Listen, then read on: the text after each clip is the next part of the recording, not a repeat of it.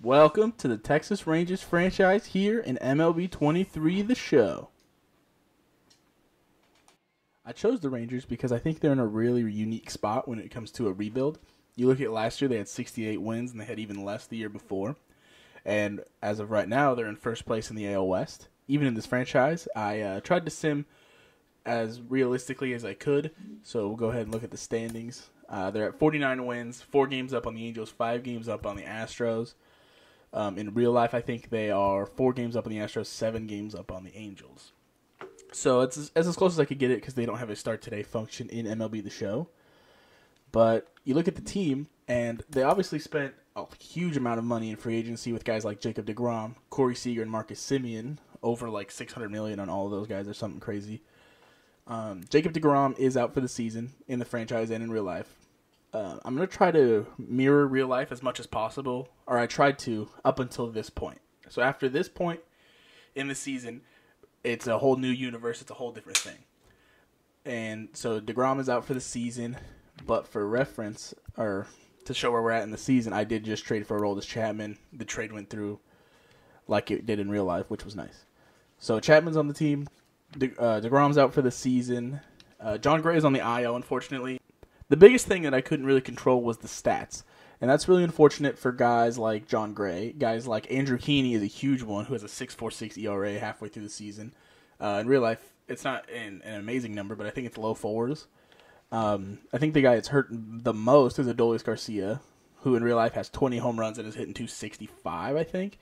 And in this, he has 11 home runs hitting 220. So that's really unfortunate for him.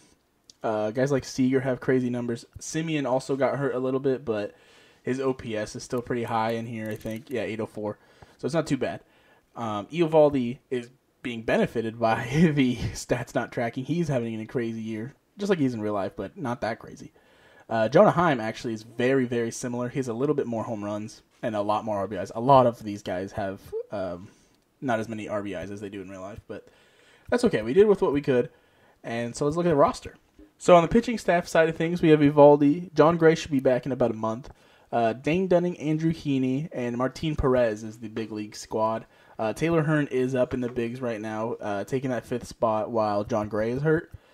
But when John Gray comes back, I think either Taylor Hearn will go to the bullpen or he'll just get sent back down. On the bullpen side of things, it needs a lot of work. We did just trade for Aroldis Chapman, like I mentioned. But aside from that, we have Will Smith, who's having a kind of a rough year in the franchise mode. But Brock Burke is a decent lefty, so we have 3 lefties. I would look to add another dominant righty at the trade deadline if things come to that. Leclerc's having a great year, but he's not consistent enough for me. Josh Spores is not consistent. And so I think if adding another dominant righty would push this team over the edge. Now looking at the position players, we have Jonah Heim at catcher. He's probably going to start the All-Star game in the franchise and in real life. Mitch Garver is our main DH. He was in Double-A, I think, in the franchise mode, but he just got called up now, which is okay. He's hurt in real life, but it's whatever. And then we have Sam Huff, also on the big league team. I decided to do that because to hold 3 catchers, because Mitch Garver is our main DH, and then Sam Huff will be our backup catcher, essentially. Mitch Garver will catch some days, too, and Jonah needs a bench day. But, yeah. Going to first base, we have Nathaniel Lowe. He'll play pretty much every game. We don't really have a backup first baseman for him. But I think Garver can play first if something happens. At second base, we have Marcus Semien. He'll play every day. Probably the best second baseman in the league. And Josh Young is a guy I'm really excited for in this franchise to see how he does. He's getting a little hurt from the average from the franchise instead of real life. But he's great. 14 home runs as a rookie. He's awesome. A potential. Can't wait to see what he does. And then shortstop, we obviously have the other big fish, Corey Seager, making like $30 million a year. That's a lot of money, but it's worth it. He's having a crazy year, 316, 16 home runs, and 44 RBIs. In left field, we have Ezekiel Duran, another guy with with Josh Young that I'm excited for. He's awesome. Contact numbers are great. His fielding will get better. 83 speed. He's only 23, and he plays everywhere, so he's awesome. And we have a guy like Josh Smith, who's already 25. I don't see a lot of things coming from Josh Smith, but he's a decent bench guy. He can play the whole field, which is awesome. In center field, we have Leody Taveras. In real life, he's having a great year. He got hurt by the franchise simulation, but he's still having a good year. 82 overall, a decent fielder, great speed, and he's awesome. In right field, we have Adolis Garcia, El Bombi. Like I mentioned earlier, he's the one that got hurt the worst by the franchise sim. But what are you going to do? Hopefully he'll turn it around. Now talking about the Rangers farm system, there's quite a few players I'm pretty excited for their future. Guys like Owen White, who only have C potential, but he's progressing pretty well. Cole Winn, who has B potential, and he's progressing a little well. -1 to the hits per 9 is a little odd. But in Double A is where we have a lot of the pitching prospects. Guys like Jack Leiter, who's having a great year in Double A. Kumar Rocker, who's kind of struggling, but he'll be okay. Those are the two guys I'm very excited for. And talking about position players, we have guys like Acuna, Luis Angel Acuna, who's having a rough year in Double A, but he's only 21 and a B potential. We have guys like Justin Foscue, who, nothing against Foscue, he mashes, he's awesome. Could see getting traded because of Acuna and obviously Simeon kind of blocking where he's going to play. I could see him getting moved for a decent, maybe, pitcher. In Double A, though, we got Jack Leiter, like I said, and Evan Carter, I think, is our top prospect. He's already 70 overall. He's 20 years old. A potential. He can do it all. He's a 5-tool guy. I'm very excited to see what he can bring to the Rangers roster. So we'll hop into Game 1 of a 4-game series here against the Astros. Astros directly behind us in the standings, with the Angels, I believe, right behind them. So a real tight race here in the AL West as July approaches rapidly. 48-43 record for the Rangers and a 44-37 record for the Astros. The Rangers will trot out Andrew Heaney today to start. He's looking Leody Taveras taking center. I love the presentation of this game. It's really nice how it's branded for each team. And there is Andrew Heaney with a 6.98 ERA over 69 innings. Absolutely abysmal season for him. We're probably going to look to move him to the bullpen, come up to the trade deadline. The trade deadline is going to be cool for the Rangers as a buying team for the first time in a couple years, as that one's popped up, and Simeon will track it down for the first out of the game. The way the franchise is going to be structured, as we get a look at the Astros lineup here, I don't know how I'm going to do it. I don't know if it's going to be full games or quick count games. That's something I have to tinker with, and I do think this is a playoff team, so I'm pretty excited. As here comes the 2-2 from Andrew Heaney, and that is a check swing, but he did go at a strike 3 of David Hensley for the first strikeout of the game for Heaney. And now an 0-2 for Yordan Alvarez. He kicks and deals. And he takes strike 3 looking. His second strikeout for Heaney. But I was saying, I don't know how I'm going to format the gameplay. I do think this is a playoff team, so I do want to eventually get to the playoffs pretty quick. We'll have a good episode. 2 will be the All-Star break and all that, and the draft. Episode 3, I think, will be some gameplay and the trade deadline. And then 4 might be just the rest of the season. And then so by episode 5, we're in the playoffs. I think that's a good little format. Around 20 to 30 minute videos, I think, will be good for us. As here is Lance McCullers Jr. for the Astros. And Simeon puts a huge charge into that one, but it'll hook foul pretty far away from the line. Exit velo of 109, though. Absolutely clobbered that baseball. And you'll see in the ticker below, I don't know where it's going to pop up, as that one's popped up to Abreu over at first. We did actually do the trade just like real life. I couldn't throw the 17-year-old in, so I guess it's not exactly like real life as you look at the Texas Rangers lineup. Simeon Seager low in the top 3, Garcia, Young, Heim, and Garver, Durant, Tavares to round it out. That'll be the lineup I use almost all season, righties and lefties. The DH spot might change because I don't know how confident I am in Mitch Garver. I definitely want to look at DH options in the trade deadline, and that's a basic. No, it's not a basic. The shift. Sorry, I didn't see that guy throwing to first, and it's offline. Alex Bregman playing shortstop today for Jeremy Pena, who's getting an off day with Altuve. There's a couple things I wish I could control in this franchise. I wish I could control the other team's lineup, because this is a really big series, obviously. I don't think they would rest all their starters like that, especially the two, Pena and Altuve, on the same day. But I also can't control trades. So you'll see, if we ever play the White Sox or the Royals, there was a trade for Bobby Witt Jr., which is really unfortunate, because I don't think the Royals would trade Bobby Witt Jr. anytime soon. I could be wrong, but they traded him for like Garrett Crochet, I think, and I tried everything to reverse that trade. I lowered his overall so I could trade him for like a free agent and then swap the teams back, but nothing was working, as that is a double play to end the inning. So we'll hop into the top of the second with a runner on first already, as that is ball one to Abreu. Pitching staff in real life is awesome, and so it's unfortunate that the sim stats did them so dirty. But guys like Evaldi and John Gray are having good years, which is good. So at least two of them are okay. I'm very excited for the prospects, as that's on the ground to Seager. Flips to Simeon. On to Lowe at first, and that is a nice double play with the big like $500 million infield that we have. Just a great play. I'm excited to see the prospects we have, because I think this team, the core of the team, is pretty solid, and I'm excited to tinker with the edges, like the bullpen, starting rotation, stuff like that. Evan Carter and Leody Taveras is going to be a tough call. I'm not sure how we're going to figure that out, because Evan Carter, I think, is going to be great in the next coming years, as that's a rope down the line. That's going to be extra bases. I think that's, I don't know who's on first, but Heim will head in for a double, and that'll put runners at second and third. Oh, it's Garcia at third. Put runners at second and third with only one out here in the inning. An absolute rope from Jonah Heim. His 28 speed got him all the way to second.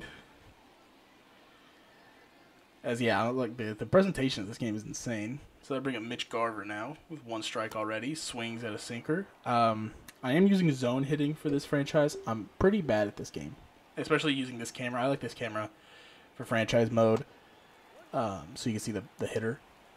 But I am pretty bad at this game, so I think the mix of me using zone will help with this camera angle. I think it gives me more control. And that's a base hit up the middle. They're going to wave around Heim. Here comes the throw. It's not looking good, and he is out by about 5 feet. The Rangers do score one with Garcia, but Heim got thrown out by Myers by a country mile. It was a bad send by Tony Beasley, the third base coach, I mean. But that's all right. He slides head first. Almost got his hand in there, actually. It wasn't as bad as I thought. But yeah, now we'll hop into the bottom of the fourth for Adolis Garcia again. These are just some highlights from a full game I played. Like I said, I don't know how I'm going to do gameplay, because he takes ball one. But I'm pretty excited for the franchise. I'm going to have on the channel, this is a brand new channel for me, obviously. I'm going to have this franchise. When Madden comes out, I'll have a Madden franchise. And I do want to have a Wrestling Universe mode. I'm actually really excited for that to start. I got to work on that soon. As he swings at a slider, big rip at the slider. But I'm excited for all three of those, and it should be a good time. Swing and a miss at a knuckle curve. I might increase the difficulty on here, because I was looking at the box score at the end of the game, and I did not strike out a lot. And the Rangers have a lot of guys that strikes out. That's down the line. And that'll be extra bases for Garcia as they were shifting over. And that'll be a stand-up double for Adolis Garcia. His 20th double of the season. As he just smacks that down the line. Barely stays fair. That'll bring up Josh Young. Josh Young, like I said, one of my most exciting players on the team, as he swings at a slider 10 feet out of the zone. Oh, there you go. The Angels are 3.5 back. The Astros are 4 games back. So this is a huge 4-game series for the Rangers to cushion the lead a little bit, which would be nice. I think the Angels are playing the Diamondbacks, so a pretty tough series for them too. As you see, the standings are actually pretty. This is the MLB The Show roster, so the standings are pretty on par. I know the Reds are in first place in real life, but I did the best with what I was given, and I think it worked out pretty well, actually. And that ball's ripped the other way, has a chance, and it's off the wall. Garcia had to wait to see if it was going to be caught, and he's going to be sent home to throw home. Not in time. The Rangers take a 2-0 lead here in the bottom of the fourth on the RBI double of Josh Young. Another opposite field hit. Thought it had a chance, but it hit the base of the wall.